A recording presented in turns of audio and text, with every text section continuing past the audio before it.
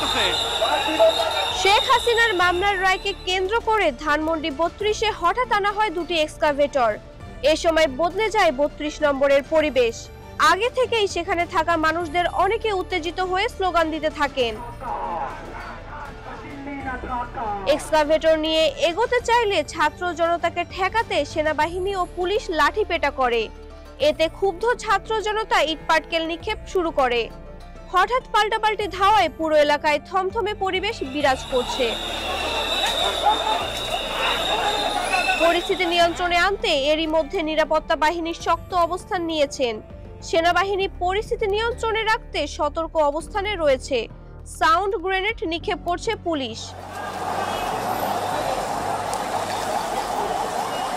এর আগে সেনাবাহিনী পুরো রাস্তা ঘিরে কড়া অবস্থান নেয়।